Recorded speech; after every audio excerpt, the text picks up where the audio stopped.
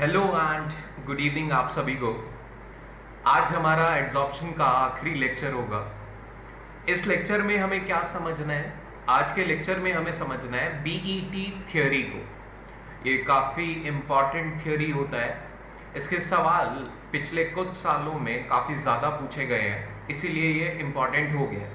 पहले उतने सवाल नहीं आते थे, लेकिन अब इसके सवाल काफ़ी कॉमन हो गए हैं आना। तो ध्यान से समझना, थोड़ी सी कॉम्प्लिकेटेड थियोरी है, लेकिन अगर आप ध्यान से सुनेंगे और पूरा वीडियो आराम से देखेंगे तो आराम से समझ पाएंगे इस बीटी थियोरी को। बीटी थियोरी को हम पढ़ेंगे। पहले तो मैं इसकी फुल फॉर्म की बात करूं तो ब्रूनर, एमेट और टेलर, तीन साइंटिस्ट ने मिलकर ये थियोरी दी थी, इसीलिए इस थियोरी का नाम बीईटी थियोरी है। अब इस थियोरी को पढ़ते वक्त हम इसे तीन पार्ट्स में पढ़ने वाले हैं। सबसे पहले हम पढ़ेंगे बीईटी के कुछ पोस्टुलेट्स के बारे में। इसके बाद हम बात करेंगे टाइप्स ऑफ आइसोथर्म की, जो इस थ्योरी से अलग अलग टाइप के लगभग 5 तरीके के हमें आइसोथर्म मिलेंगे। उन सारे आइसोथर्म्स को स्टडी करेंगे और उसके बाद इसकी एप्लीकेशन को समझेंगे न्यूमेरिकल के लिए। न्यूमेरिकल काफी ज्यादा इसके एप्लीकेशन पे पूछे जाते हैं, तो उसके लिए इसकी एप्लीकेशन को समझेंगे। तो इस पूरे ऑर्डर में बीईटी हमारा चलेगा। सबसे पहले मैं बेसिक बात बताना चाहता हूं बीईटी की, कि बीईटी को लाने का कारण क्या था, इस थ्योरी को इंट्रोड्यूस कराने का कारण क्या था। सबसे पहले इसकी हम बात करते हैं। दरअसल अगर मैं यहां पर बीईटी की बात करूं तो बीईटी ने हमें actual picture of physical adsorption को समझा दिया। बीईटी ने क्या किया, actual picture of physical adsorption को एक्सप्लेन किया कि फिजिकल एड्सॉर्प्शन में एक्चुअल में क्या होता है। अब क्या होता है फिजिकल एड्सॉर्प्शन के दौरान, इस बातों को अलग अलग स्टेजेस की फॉर्म में पढ़ते हैं। सबसे पहले मैं बात करूंगा स्टेज 1 की। स्टेज 1 में आप देख सकते हैं हमने यहां पर क्या किया है, एक सॉलिड एड्सॉर्बेंट लिया हुआ है और इसके सरफेस के ऊपर गैस के पार्टिकल्स को एड्सॉर्ब होने दे रहे हैं। स्टेज 1 के दौरान अगर मैं कहूं तो यहां पर क्या हुआ है, अभी तक फ्रैक्शनल कवरेज है। यहां पर कुछ साइट्स पर गैस के पार्टिकल्स ने क्या किया है, एड्सॉर्ब हो चुके हैं, लेकिन अभी भी काफी सारी साइट्स क्या है, वेकेंट है। स्टार्टिंग में जब एड्सॉर्प्शन होता है, आप लोगों को पता है कि कुछ साइट्स क्या रह जाती हैं, वेकेंट, और कुछ होती हैं ऑक्यूपाइड।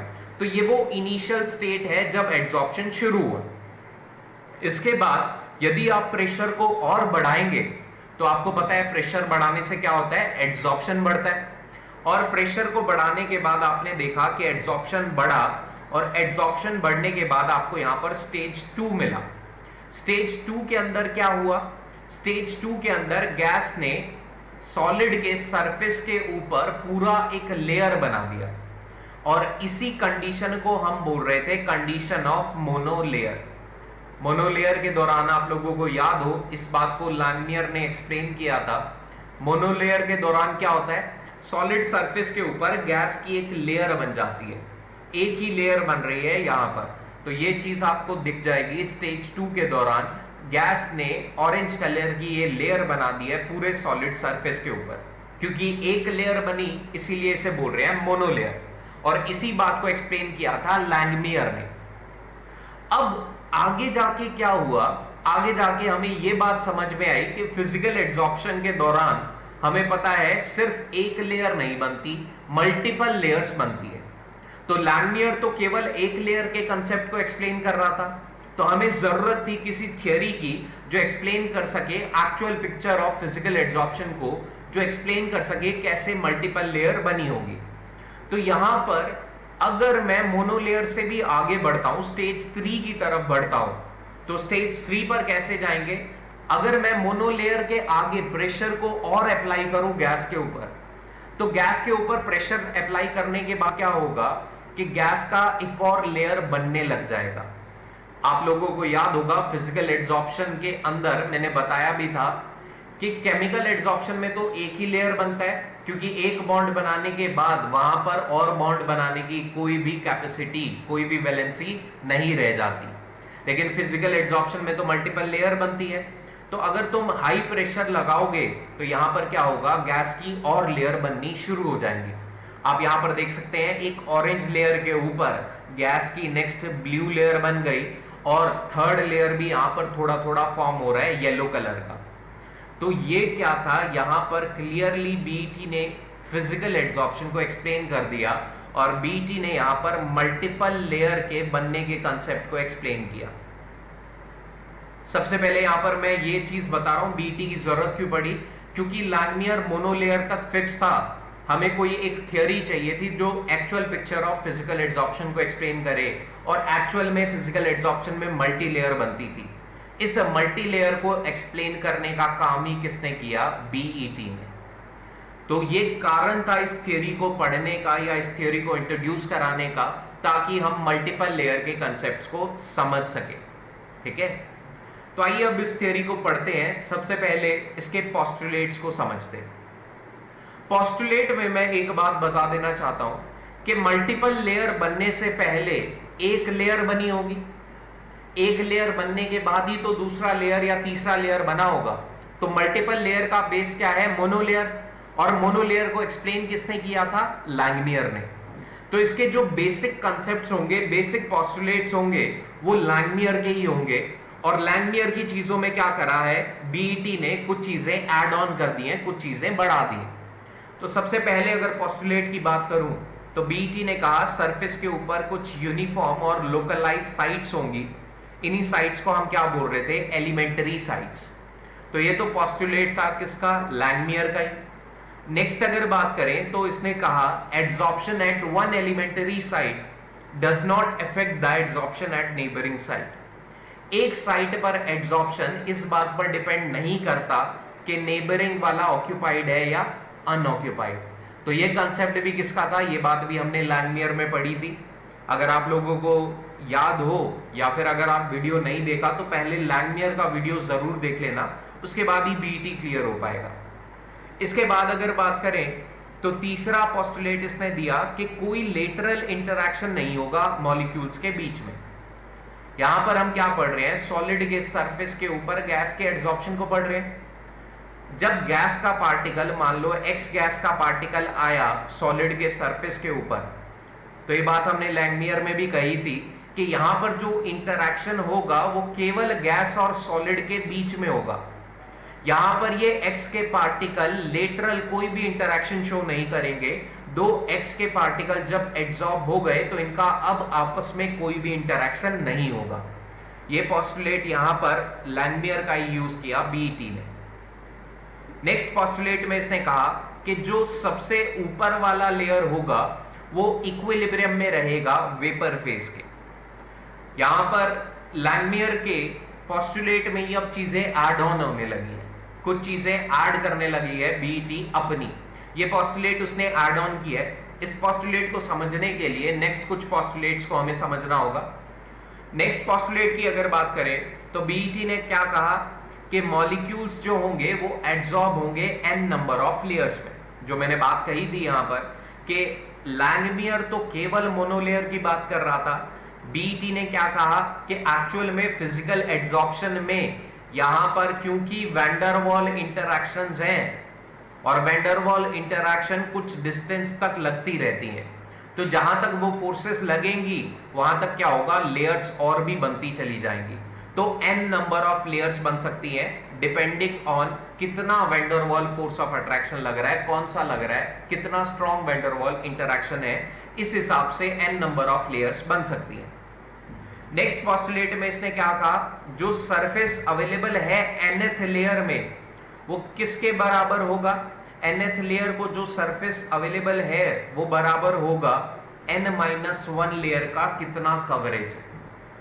इस बात को ध्यान से समझना। मान लो मैंने यहां पर कोई सॉलिड का सरफेस लिया हो, अब मैं कह रहा हूं कि सॉलिड के सरफेस के ऊपर गैस का एड्सॉर्प्शन हो रहा है और गैस के एड्सॉर्प्शन में हम कह रहे हैं कि n नंबर ऑफ लेयर्स बन सकती हैं। मान लीजिए एक लेयर बनी गैस की, एक और लेयर बना यहां पर गैस का, फिर एक और लेयर यहां पर गैस बना और यहां पर एक और लेयर बना है गैस का।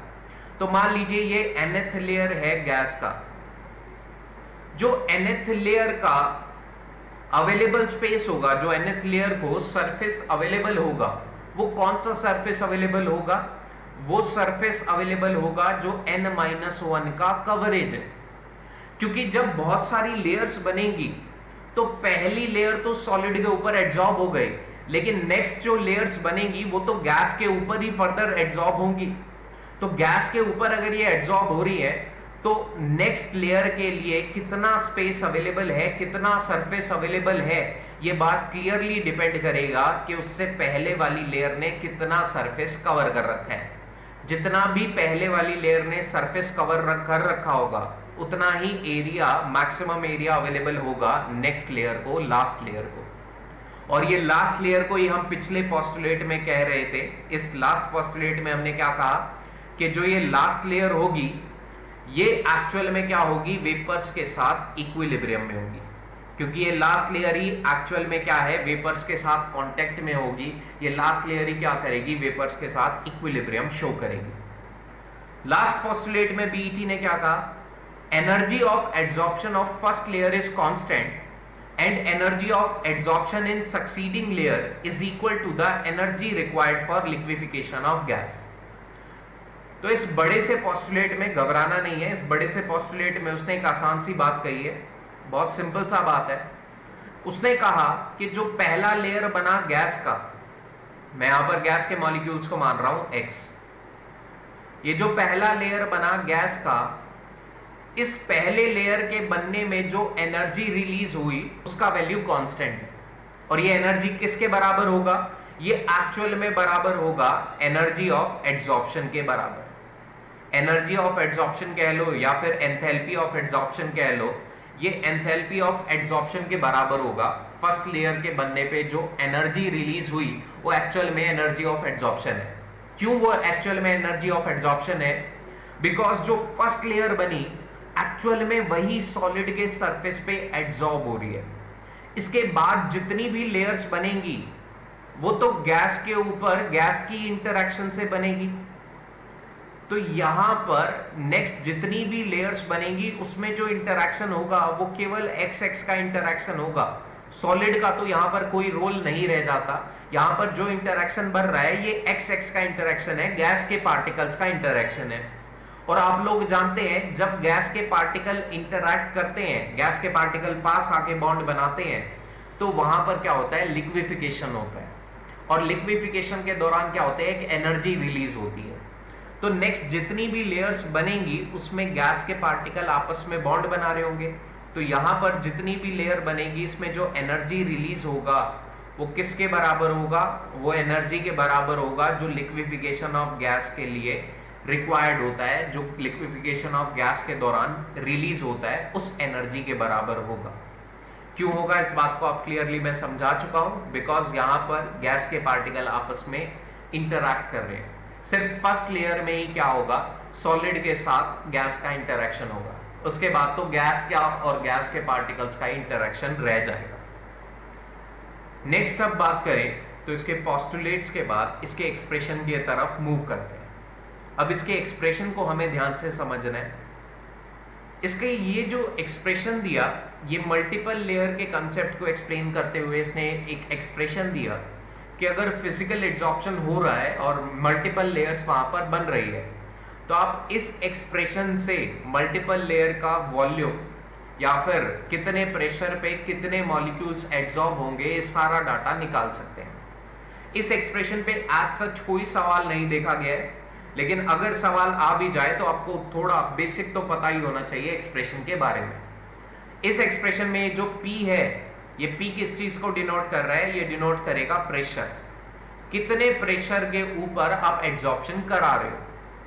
VA, ये VA किस चीज को रिप्रेजेंट करेगा, ये रिप्रेजेंट करेगा टोटल वॉल्यूम ऑफ एड्सॉर्बेट को। जो ये N लेयर्स बनी, इन N लेयर्स में कितना वॉल्यूम एड्सॉर्बेट का एड्सॉर्ब हुआ, ये रिप्रेजेंट होगा VA से। P नॉट क्या होगा, P नॉट होगा सैचुरेशन प्रेशर।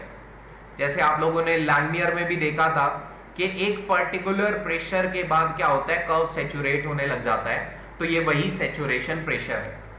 P बता चुका हूं प्रेशर होगा। VM क्या है, VM है वॉल्यूम ऑफ मोनोलेयर। जब मोनोलेयर बनी तो कितना वॉल्यूम एड्सॉर्बेट का एड्सॉर्ब हुआ। C क्या है, C को ध्यान रखना, C यहां पर कंसंट्रेशन नहीं है, ये मैथमेटिकल कांस्टेंट है। C यहां पर कंसंट्रेशन नहीं है, यहां पर एक ये मैथमेटिकल कांस्टेंट है। तो ये एक्सप्रेशन दिया था, सवाल आने के इस एक्सप्रेशन पे चांसेस बहुत ही कम है, लेकिन अगर सवाल आ जाए तो आपको बेसिक ये मैंने बता दिया। अब इससे, इस एक्सप्रेशन की मदद से अगर ग्राफ की बात करें तो आप इस एक्सप्रेशन की मदद से ग्राफ भी बना सकते हो। मान लो तुमने y एक्सिस पर लिया P upon V total, P not minus P, ये जो टर्म है इक्वल टू के इस तरफ, इसे मान लो y एक्सिस बनाया, और x एक्सिस पे हमने रखा P बाय P नॉट को। P बाय P नॉट ये रहा हमारे पास, ये मैंने x एक्सिस बनाया, ये हमारे पास क्या था, y एक्सिस। तो अगर ये y है, ये x है, तो x के साथ वाली ये पूरी टर्म क्या होगी, ये पूरी टर्म होगा स्लोप। तो इसका उसका स्लोप किसके बराबर होगा, स्लोप होगा C-1 अपॉन मोनोलेयर का वॉल्यूम इनटू C। इंटरसेप्ट की अगर बात करें तो ये पूरा का पूरा टर्म किसका काम करेगा, इंटरसेप्ट का। तो इंटरसेप्ट किसके बराबर आएगा, यहां से अगर देखें तो ये बराबर आएगा 1 अपॉन VM इनटू C, ये होगा हमारा इंटरसेप्ट। तो ये कुछ बेसिक बातें हैं इसके एक्सप्रेशन के रिगार्डिंग। सवाल तो बहुत कम है चांस आने के इससे, लेकिन फिर भी हमें थोड़ा सा बेसिक नॉलेज का पता ही होना चाहिए। अब नेक्स्ट समझते हैं इसके बेसिस पर लैंगमियर का जो और बीईटी का जो एक कंट्रीब्यूशन था फिजिकल एड्सॉर्प्शन में, इसके बेसिस पे कितने कितने अलग अलग तरीके के आइसोथर्म्स बने। आइसोथर्म्स को डिवाइड करते हुए एक बात का ध्यान रखना कि आइसोथर्म कैसा बनेगा। आइसोथर्म एक्चुअल में है क्या, प्रेशर का और कितना अमाउंट एड्सॉर्ब हुआ, इसका कर्व है एट कांस्टेंट टेम्परेचर। क्योंकि ये कर्व है कांस्टेंट टेम्परेचर का, इसीलिए हम क्या बोल रहे हैं, आइसोथर्म बोल रहे हैं। तो किस तरीके का आइसोथर्म बनेगा, ये बात एक्चुअल में डिपेंड करने वाली है किस तरह का आपने एड्सॉर्बेंट लिया है और क्या गैस है और कितना प्रेशर आपने लिया। एड्सॉर्बेंट में ये बात किस चीज पर डिपेंड करेगी, हमें पता है एड्सॉर्बेंट के सरफेस पे क्या होंगे, एड्सॉर्बेंट के सरफेस पे कुछ पोर्स प्रेजेंट होते हैं। कोई भी अगर एड्सॉर्बेंट ले उसके सरफेस पे कुछ पोर्स प्रेजेंट तो होते ही हैं। तो पोर्स के हिसाब से हमने एड्सॉर्बेंट को डिवाइड किया हुआ है कि अगर 1 नैनोमीटर या उससे कम वैल्यू है पोर साइज की, तो उस तरह के एड्सॉर्बेंट को हम क्या बोल रहे हैं, माइक्रोपोर्स। अगर ये वैल्यू 1 से 10 नैनोमीटर के बीच में है तो इस तरह के एड्सॉर्बेंट को हम बोलेंगे मीजोपोरस, और अगर ये वैल्यू 10 नैनोमीटर से ज्यादा हो गई तो इस तरह के सारे एड्सॉर्बेंट्स को हम क्या बोलेंगे, मैक्रोपोरस। तो 3 तरह से हमने एड्सॉर्बेंट को डिवाइड किया हुआ है। अब आइए समझते हैं आइसोथर्म्स को भी बारी बारी से। आइसोथर्म की अगर बात करें टाइप 1 की, तो मैंने बताया था आइसोथर्म एक्चुअल में क्या है, एक कर्व है, कितना अमाउंट एड्सॉर्ब हुआ, मॉलिक्यूल्स कितने एड्सॉर्ब हुए वर्सेस प्रेशर का एट कांस्टेंट टेम्परेचर। तो आप इस कर्व में देख सकते हैं इनिशियली प्रेशर बढ़ाने पे यहाँ पर एड्सॉर्बेट का अमाउंट बढ़ रहा है, लेकिन एक टाइम के बाद ये वैल्यू क्या कर गई, सेचुरेट कर गई। अब जब ये वैल्यू सेचुरेट करी तो आप लोग जानते हैं ये वैल्यू सेचुरेट किया है तो क्यों किया होगा, क्योंकि यहां पर एक लेयर कंप्लीट हो गया होगा। यहां पर एक लेयर जब कंप्लीट हो गया, सारी की सारी एक्टिव साइट्स खत्म हो गई, तो इस टाइम यहां पर क्या होगा, सेचुरेशन आ गया होगा। और इस तरह के मोनोलेयर के सेचुरेशन को ही एक्सप्लेन किया था किसने, लैंगमियर ने एक्सप्लेन किया था इस तरीके के मोनोलेयर को। तो ये बिल्कुल वही कर्व है जो हमने लैंगमियर के केस में पढ़ा था, टाइप 1 में वही कर्व आएगा। और ये कर्व कौन सा सॉलिड एड्सॉर्बेंट शो करेगा, ये वो सॉलिड एड्सॉर्बेंट शो करेंगे जिनका साइज जो है पोर्स का वो माइक्रोपोर्स की कंडीशन में आ रहा होगा, वो सारे के सारे सॉलिड एड्सॉर्बेंट शो करेंगे इस तरह का कर्व। अब इस कर्व के एग्जांपल्स याद होना बहुत जरूरी है, क्योंकि सवाल में कभी कभार वो डायरेक्टली एग्जांपल की मदद से पूछ लेता है कि 4 ग्राफ दे देगा और बोलेगा इनमें से कौन सा ग्राफ इस गैस के एड्सॉर्प्शन है। तो एग्जांपल ध्यान में रखना, इस तरह के एड्सॉर्प्शन का कर्व बनता है जब हम N2 या H2 गैस को एड्सॉर्ब कराते हैं, N2 या H2 गैस को एड्सॉर्ब कराते हैं जब हम चारकोल के ऊपर तो इस तरीके का कर्व बनेगा और टेम्परेचर इस कर्व के लिए रहता है -180 डिग्री सेल्सियस। तो अगर वो सवाल में कहे कि N2 और H2 का या N2 का या H2 का एब्जॉर्प्शन करा रहे हो आप चारकोल के ऊपर और टेम्परेचर दे दे 180 डिग्री सेल्सियस माइनस में, तो कौन सा कर्व बनेगा? तो इस तरीके का कर्व बनेगा जो लैंगमियर ने एक्सप्लेन किया था।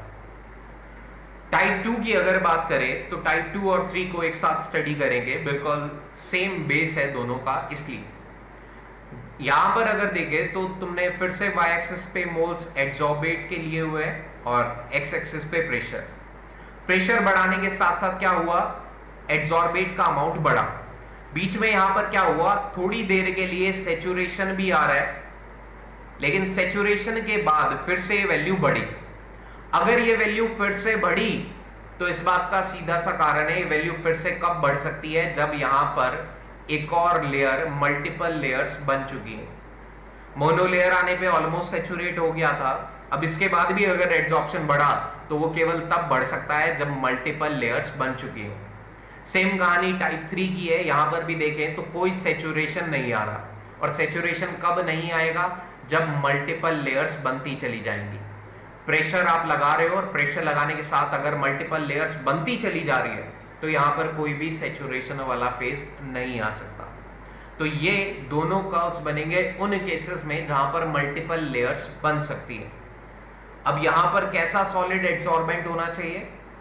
ऐसा सॉलिड एड्सॉर्बेंट होना चाहिए जिसके पोर साइज बहुत बड़ा हो, और पोर साइज सबसे बड़ा किसका होता है? मैक्रोपोर्स का। पोर साइज बड़ा क्यों होना चाहिए? क्योंकि यहां पर एड्सॉर्बेट का बहुत ज्यादा अमाउंट स्टोर होगा अलग अलग लेयर्स की फॉर्म में। तो मैक्रोपोर्स वाले सॉलिड एड्सॉर्बेंट शो करते हैं टाइप 2 और टाइप 3 टाइप कर्व। अब टाइप 2 के लिए अगर मैं स्पेसिफिकली इसके एग्जांपल की बात करूं तो इसका एग्जांपल होता है जब नाइट्रोजन गैस को एब्जॉर्ब कराते हो आयरन या प्लैटिनम कैटलिस्ट के ऊपर, और टेम्परेचर आप लोगे -195 डिग्री सेल्सियस, तो आपको इस तरीके का टाइप 2 टाइप का कर्व मिलने वाला है। टाइप 3 के लिए अगर मैं स्पेसिफिक एग्जांपल की बात करूं तो यहां पर इसका एग्जांपल है जब हम ब्रोमीन गैस को एब्जॉर्ब कराते हैं सिलिका जेल के ऊपर। सिलिका जेल के ऊपर ब्रोमीन गैस को एब्जॉर्ब कराएं और टेम्परेचर हो 80 डिग्री सेल्सियस, तो इस तरीके का टाइप 3 का कर्व आपको देखने को मिलेगा। नेक्स्ट टाइप 4 और 5 बिल्कुल सेम बेसिक कंसेप्ट पे है, तो इन दोनों को भी साथ में पढ़ेंगे। टाइप 4 और 5 में आप क्या देख पा रहे हैं कि फिर से मोल्स एड्सॉर्ब वर्सेस प्रेशर का कर्व है। आपने प्रेशर बढ़ाया, यहां पर एड्सॉर्बेट का अमाउंट बढ़ा, और बीच में एक ऐसी सिचुएशन आई जहां पर सडन इंक्रीज हो गया। यहां पर अगर देखें तो एड्सॉर्बेट के अमाउंट में सडन इंक्रीज हो रहा है। प्रेशर ऑलमोस्ट सेम है लेकिन एड्सॉर्बेट का अमाउंट बहुत ज्यादा बढ़ रहा है। यहां पर अगर टाइप 5 में भी देखें तो यहां पर भी आप देख सकते हो प्रेशर ऑलमोस्ट कांस्टेंट है, लेकिन एड्सॉर्बेट के अमाउंट में एक सडन इंक्रीज देखने को मिला। तो ये सडन इंक्रीज क्यों हुआ, इस बात को अगर एक्सप्लेन करूं तो इस फोटो की, इस पिक्चर की मदद से मैं एक्सप्लेन कर सकता हूं कि जब लो प्रेशर सिचुएशन थी तो मोनोलेयर का फॉर्मेशन हुआ। हमने प्रेशर बढ़ाया तो बीईटी ने हमें इस बात को क्लियर किया कि यहां पर मल्टीपल लेयर्स भी बन सकती हैं। अब मल्टीपल लेयर्स वाली सिचुएशन में अगर मैं प्रेशर को और बढ़ा दूं तो यहां पर मुझे पता है गैस के पार्टिकल्स बॉन्ड बना रहे हैं, और गैस के पार्टिकल जब बॉन्ड बनाएंगे और पास आएंगे तो यहां पर लिक्विफिकेशन भी हो सकता है। तो नेक्स्ट स्टेज की अगर बात करूं तो नेक्स्ट स्टेज में क्या होता है, ये गैस के पार्टिकल्स लिक्विफाई होना स्टार्ट हो जाते हैं, और ये लिक्विड क्या करता है, जो हमारा सॉलिड एड्सॉर्बेंट है उसके पोर्स में स्टोर होना शुरू हो जाता है। यहां पर ये लिक्विड क्या करता है, ये पोर्स में स्टोर होना शुरू हो जाता है। तो जब लिक्विड स्टोर होगा तो आप लोगों को ये बात पता है कि वॉल्यूम ऑफ गैस और वॉल्यूम ऑफ लिक्विड का अगर कंपैरिजन करें तो गैस का वॉल्यूम तो बहुत ज्यादा होता है, लिक्विड का बहुत कम वॉल्यूम होता है। तो यहां पर पोर्स के अंदर बहुत सारा लिक्विड स्टोर हो सकता है गैस के कंपैरिजन में। गैस उतना स्टोर नहीं हो सकता था पोर्स के अंदर, लेकिन लिक्विड तो बहुत ज्यादा स्टोर हो सकता है। तो यहां पर क्या हुआ, ये सडन इंक्रीज क्यों हुआ, क्योंकि इस पॉइंट पर यहां पर लिक्विफिकेशन शुरू हो गया, और जैसे ही लिक्विफिकेशन शुरू हुआ तो पोर्स में एकदम से बहुत ज्यादा अमाउंट एड्सॉर्बेट का स्टोर होने लग गया, और जब बहुत ज्यादा अमाउंट एड्सॉर्बेट का स्टोर हुआ इसीलिए कर्व क्या हो गया, ऑलमोस्ट इंक्लाइन स्लोप के साथ शुरू हो गया था। यहां पर ये सडन इंक्रीज लिक्विफिकेशन की वजह से हुआ है, और इस तरह के लिक्विफिकेशन को ही हम कैपिलरी कंडेंसेशन भी बोलते हैं। यहां पर एक्चुअल में जो फिनोमेना हो रहा है वो कैपिलरी कंडेंसेशन है। स्मॉल पोर्ट, स्मॉल कैपिलरीज में क्या हो रहा है, गैस का कंडेंसेशन हो रहा है। अब ये किन केसेस में होता है, ये उन केसेस में होता है जहां पर मीजोपोर्स होते हैं। सॉलिड के सरफेस के ऊपर ना तो बहुत बड़े पोर्स हो और ना ही बहुत छोटे, बीच का वैल्यू होना चाहिए, मीजोपोर्स वाला सिचुएशन होना चाहिए। उन केसेस में क्या होता है, इस तरीके का कर्व देख सकते हो आप, वहां पर कंडेंसेशन हो जाता है गैस का। अब स्पेसिफिकली टाइप 4 के अगर मैं एग्जांपल की बात करूं तो इसका एग्जांपल होता है बेंजीन का एड्सॉर्प्शन है सिलिका के सरफेस के ऊपर, और टेम्परेचर तुमने लिया है 50 डिग्री सेल्सियस। अगर बेंजीन का एड्सॉर्प्शन सिलिका के सरफेस के ऊपर देखें तो इस तरीके का कर्व मिलेगा टाइप 4 की तरह। टाइप 5 के लिए अगर मैं एक एग्जांपल की बात करूं तो इसका एग्जांपल है वाटर वेपर्स। वाटर वेपर्स का adsorption on activated charcoal. Activated charcoal के ऊपर वाटर वेपर्स का एड्सॉर्प्शन अगर देखें 100 डिग्री सेल्सियस पे, तो बिल्कुल आइडेंटिकल इसी तरीके का कर्व आपको देखने को मिलेगा। अब बीईटी में ध्यान रखना है कुछ बातों का। एक तो इसके पोस्टुलेट से सीधा सवाल आ जाता है। दूसरा, टाइप्स ऑफ आइसोथर्म का यहां पर ध्यान रखना है आप लोगों को। अब बीईटी के लास्ट पोर्शन में हमें क्या पढ़ना है, इसकी एप्लीकेशन के बारे में। एप्लीकेशन से न्यूमेरिकल आने के चांस बहुत ज्यादा है। इसका एक ही एप्लीकेशन है, बहुत सिंपल सा एप्लीकेशन है। इसने क्या कैलकुलेट कराया, total surface area covered by adsorbed molecule को इसने कैलकुलेट करा दिया कि जो ये यहां पर लेयर बनी है एड्सॉर्बेट की, एक्चुअल में इस लेयर ने कितना एरिया कवर कर रखा है, इसको कैलकुलेट करवाया। इसको कैलकुलेट करने के लिए कोई ज्यादा मुश्किल कैलकुलेशन नहीं है। टोटल सरफेस एरिया अगर निकालना है तो ये किसके बराबर होगा, सबसे पहले तो ये निकालो कि कितने total number of molecules adsorb हो चुके हैं, कितने नंबर ऑफ मॉलिक्यूल यहां पर एड्सॉर्ब हो चुके हैं, इसका नंबर निकालो और मल्टीप्लाई कर दो एरिया ऑक्यूपाइड बाय 1 मॉलिक्यूल से। एक मॉलिक्यूल एड्सॉर्बेट के एक मॉलिक्यूल ने जो एरिया कवर किया है उससे मल्टीप्लाई कर दो total number of molecule adsorbed को। यहां पर क्या निकल जाएगा, टोटल सरफेस एरिया। मान लो एक मॉलिक्यूल ने जो एरिया कवर किया वो 10 नैनोमीटर स्क्वायर है, और ऐसे तुम्हारे पास टोटल 100 मॉलिक्यूल हैं, 100 मॉलिक्यूल हैं जो एड्सॉर्ब हुए। तो टोटल सरफेस एरिया कवर्ड अगर निकालें तो 100 इंटू 10, टोटल कितने थे जो एड्सॉर्ब हुए मॉलिक्यूल, और एक मॉलिक्यूल ने कितना एरिया कवर किया, दोनों को मल्टीप्लाई कर दोगे, आराम से वैल्यू आ जाएगा। अब टीएस से टोटल सरफेस एरिया को निकालने के लिए एरिया ऑक्यूपाइड बाय 1 मॉलिक्यूल तुम्हें सवाल में दे रखा होगा, ये तुम्हें सवाल में डायरेक्टली गिवन होगा। तुम्हें क्या निकालना है एक्चुअल में, नंबर ऑफ मॉलिक्यूल्स एड्सॉर्ब निकालने हैं एक्चुअल में। अब नंबर ऑफ मॉलिक्यूल एड्सॉर्ब कैसे निकालोगे, इसमें इसके लिए सवाल में तुम्हें अलग अलग चीजें दे रखी होंगी। नंबर ऑफ मॉलिक्यूल्स जो एड्सॉर्ब हो चुके हैं, नंबर ऑफ मॉलिक्यूल्स एड्सॉर्ब्ड अगर तुम्हें निकालने हैं तो सवाल में तुम्हें या तो डायरेक्टली मोल्स दे रखे होंगे, वो सवाल में तुम्हें बता देगा कि इतने मोल्स एड्सॉर्ब हुए। तो अगर उसने सीधा मोल्स का डाटा दे दिया, ये तुम्हें गिवन किया है, तो यहां से नंबर ऑफ मॉलिक्यूल्स निकालना आई थिंक कोई दिक्कत वाली बात नहीं होगी। नंबर ऑफ मॉलिक्यूल्स डायरेक्टली मोल से निकल जाएंगे। कैसे, एवोगैड्रोस नंबर से मल्टीप्लाई कर दो।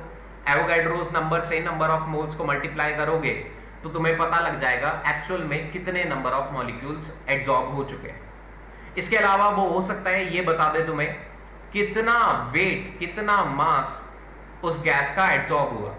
अगर वो तुम्हें मास दे दे तो मास की मदद से भी क्या करो, सबसे पहले नंबर ऑफ मोल्स निकाल लो। नंबर ऑफ मोल्स क्या होंगे, given weight upon molecular wait के बराबर।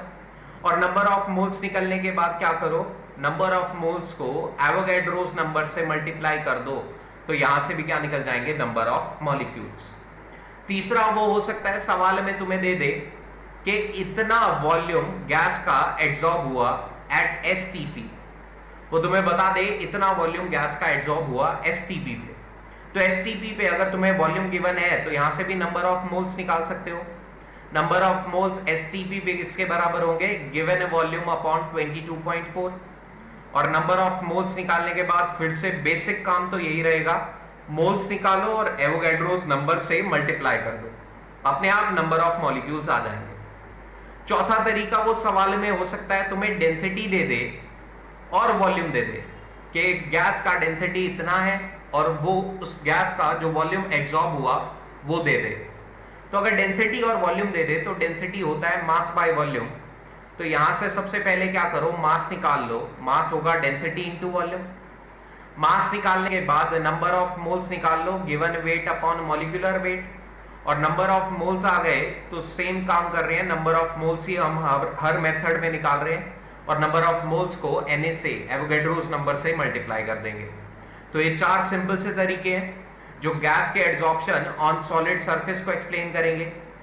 अब हो सकता है सॉल्यूशन में एड्सॉर्प्शन हुआ, अगर सॉल्यूशन में एड्सॉर्प्शन हुआ है तो वो कंसंट्रेशन का डाटा दे देगा। कैसे, ये वाला ध्यान से सुनना। वो तुम्हें कहेगा कि एक सॉल्यूशन था, इस सॉल्यूशन का इनिशियल कंसंट्रेशन था m1, इनिशियल वॉल्यूम था v1। अब तुम जानते हो मोलैरिटी बराबर होती है number of moles of solute upon volume of solution के। तो यहां से अगर number of moles of solute निकालें तो ये किसके बराबर होगा, m1 v1 के। तो इस सॉल्यूशन में एक्चुअल में कितने सॉल्यूट थे अभी, m1 v1 के बराबर। अब वो कहेगा तुमने यहां पर क्या किया, एक एड्सॉर्बेंट को डाल दिया, एक सॉलिड एड्सॉर्बेंट को डाल दिया। इस सॉल्यूशन में मान लो मैंने चारकोल को डाल दिया। अब ये चारकोल क्या कर रहा है, सॉल्यूट को एड्सॉर्ब कर रहा है। जब ये चारकोल सॉल्यूट को एड्सॉर्ब करना स्टार्ट करेगा तो number of moles of solute solution में कम हो जाएंगे, और अगर सॉल्यूट के मोल्स कम हो गए सॉल्यूशन में तो इसका मोलैरिटी भी चेंज होगा और साथ ही साथ इसका वॉल्यूम भी चेंज होगा। तो अगर मोलैरिटी और वॉल्यूम चेंज हो गया तो फाइनल मोलैरिटी किसके बराबर होगा, फाइनल मोल्स जो सॉल्यूट के बचे हैं अपॉन फाइनल वॉल्यूम। अब यहां से अगर मोल्स निकालूं तो मोल्स किसके बराबर होंगे, m2v2 के बराबर। अब ये कौन से मोल्स हैं जो एड्सॉर्प्शन के बाद बचे। तो अगर तुम्हें ये निकालना है एक्चुअल में कितने मोल्स एड्सॉर्ब हुए, तो तुम्हें एक डाटा तो मिल गया इनिशियल मोल्स का और एक डाटा मिल गया मोल्स आफ्टर एड्सॉर्प्शन। तो अगर तुम इन दोनों का डिफरेंस निकालो, n1 माइनस n2 करो, तो तुम्हें पता लग जाएगा कि एक्चुअल में कितने मोल एड्सॉर्ब हो चुके हैं। तो अगर नंबर ऑफ मोल्स एड्सॉर्ब आ गए तो इसे तो बस Na से मल्टीप्लाई करना है, नंबर ऑफ मॉलिक्यूल्स आ जाएंगे। तो ये नंबर ऑफ मॉलिक्यूल निकालने के लिए 5 तरीके से सवाल पूछ सकता है वो। मैंने पांचों तरीके, पांचों टाइप्स आपको समझा दिए। अब एक दो न्यूमेरिकल करके देखते हैं इसके ऊपर, ताकि थोड़ा हमें बात और बेहतर समझ में आए। यहां पर at 0 degree Celsius and 1 atm pressure, the volume of nitrogen gas required to cover a sample of silica gel, assuming Langmuir monolayer adsorption, is found to be 130 centimeter cube per gram of the gel. Calculate the surface area adsorbed per gram of silica gel, given that the area occupied by nitrogen molecule is 0.162 nanometre square. यहां पर क्या है, एक molecule ने जो area cover किया वो तुम्हें दे रखा है, तुम्हें वॉल्यूम ऑफ गैस दे रखी है 0 डिग्री सेल्सियस और 1 atm प्रेशर पे। 0 डिग्री सेल्सियस और 1 atm प्रेशर, इसी को हम क्या बोलते हैं, एसटीपी की कंडीशन। तो तुम्हें एसटीपी पे वॉल्यूम ऑफ गैस दे रखा है और तुम्हें टोटल सरफेस एरिया निकालना है। तो टोटल सरफेस एरिया अगर निकालना है तो सबसे पहले नंबर ऑफ मॉलिक्यूल्स निकालने पड़ेंगे। अब नंबर ऑफ मॉलिक्यूल्स को निकालने के लिए मोल्स निकालने होंगे, और मोल्स के लिए फॉर्मूला है गिवन वॉल्यूम अपॉन 22.4 लीटर। लेकिन तुम्हें जो वॉल्यूम गिवन है वो सेंटीमीटर क्यूब में है, इसे पहले तो लीटर में कन्वर्ट कर लेना। ये कितना होगा, 0.13 डिवाइड बाय 22.4। तो यहां से तुम्हारे पास नंबर ऑफ मोल्स आ जाएंगे। अब नंबर ऑफ मोल्स निकालने के बाद नंबर ऑफ मॉलिक्यूल्स निकाल लो। नंबर ऑफ मॉलिक्यूल्स निकालने के लिए क्या होगा, नंबर ऑफ मॉलिक्यूल्स निकालने के लिए यहां से जो मोल्स आए इसे मल्टीप्लाई कर दो एवोगैड्रोस नंबर 6.022 इंटू 10 की पावर 23 से 10 की पावर 23 से मल्टीप्लाई कर दो। यहां से नंबर ऑफ मॉलिक्यूल्स आ जाएंगे और नंबर ऑफ मॉलिक्यूल्स आने के बाद अगर टोटल सरफेस एरिया निकालना है तो आप जानते हैं कि एक मॉलिक्यूल ने कितना एरिया कवर किया 0.162 नैनोमीटर स्क्वायर, और नैनोमीटर स्क्वायर को अगर मीटर स्क्वायर में कन्वर्ट करना है तो यहां पर आ जाएगा 10 की पावर -18। तो 0.162 इंटू 10 की पावर -18 मीटर स्क्वायर, ये तो एरिया कवर किया एक मॉलिक्यूल ने। ऐसे कितने मॉलिक्यूल है तुम्हारे पास? टोटल मॉलिक्यूल अगर देखें तो टोटल मॉलिक्यूल्स तुम्हारे पास इतने हैं, ये जो यहां पर हमने निकाले थे, ये पूरी टर्म क्या है? Total number of molecules. दोनों को मल्टीप्लाई करोगे तो क्या निकल जाएगा? टोटल सरफेस एरिया जो एड्सॉर्ब्ड मॉलिक्यूल ने कवर कर रखा है वो एरिया निकल जाएगा। अब नेक्स्ट अगर बात करें तो नेक्स्ट सवाल था, ये एक प्रीवियस ईयर का सवाल भी है आईआईटी के पेपर का। When a perfect monolayer of stearic acid is found at the air water interface, each molecule of stearic acid, molecular weight है 284 स्टेरिक एसिड का, डेंसिटी इज 0.94 ग्राम पर centimetre cube, occupies an area 20 angstrom square. The length of the molecule in angstrom is. अब उसने एक molecule ने जो area cover कर रखा है वो दे रखा है, मॉलिक्यूलर मास दे रखा है, डेंसिटी दे रखी है और वो लेंथ निकलवाना चाहे। तो यहां पर सबसे पहले तो आपको डेंसिटी का पता होना चाहिए। डेंसिटी क्या होता है? Mass upon volume. अब मान लो तुम मोलर डेंसिटी निकालने चले हो, एक मोल के लिए डेंसिटी निकालने चले हो, तो एक मोल का जो मास होता है वो मॉलिक्यूलर वेट के बराबर होता है, और एक मोल गैस का जो वॉल्यूम होता है इसी को हम बोलते हैं मोलर वॉल्यूम। तो एक मोल के लिए अगर मैं डेंसिटी की बात करूं तो एक मोल की डेंसिटी आपको दे रखी है 0.94, मॉलिक्यूलर वेट आपको दे रखा है 284। यहां से मोलर वॉल्यूम आ जाएगा। मोलर वॉल्यूम अगर देखें तो 284 अपॉन 0.94, ये आ गया आपका मोलर वॉल्यूम। अब एक्चुअल में मोलर वॉल्यूम है क्या? मोलर वॉल्यूम है एक मोल गैस का वॉल्यूम। एक मोल गैस का वॉल्यूम है इतना। एक मोल गैस का वॉल्यूम का मतलब क्या होता है? 6.022 इंटू 10 की पावर 23 मॉलिक्यूल्स का ये वॉल्यूम आया है। इतने मॉलिक्यूल्स का ये वॉल्यूम है। तो अगर एक मॉलिक्यूल का वॉल्यूम अगर मैं निकलवाना चाहूं तो एक मॉलिक्यूल के लिए वॉल्यूम कितना होगा? 0.94 अपॉन 284 1/6.022 इंटू 10 की पावर 23, ये वॉल्यूम आ जाएगा एक मॉलिक्यूल का। अब एक मॉलिक्यूल का वॉल्यूम आ गया, और अगर आप सवाल में देखें तो एक मॉलिक्यूल का आपको एरिया भी दे रखा है, और अगर एरिया भी दे रखा है और वॉल्यूम भी है तुम्हारे पास, तो आप जानते हो वॉल्यूम किसके बराबर होता है? Length into area. तो लेंथ क्या हो जाएगी? वॉल्यूम अपॉन एरिया के बराबर। और दोनों डाटा है तुम्हारे पास, एक मॉलिक्यूल का वॉल्यूम भी है, एक मॉलिक्यूल का एरिया भी है। दोनों को डिवाइड करोगे तो एक मॉलिक्यूल का लेंथ भी आ जाएगा। तो आई होप आप लोगों को ये वीडियो बेनिफिट करेगा, अच्छा लगेगा। अच्छा लगे तो ये अपने दोस्तों के साथ शेयर भी करना, और अगर और अच्छा लगे तो इसे सब्सक्राइब भी करवाना, दूसरे बच्चों से इसे सब्सक्राइब भी करवाना। थैंक यू दोस्तों।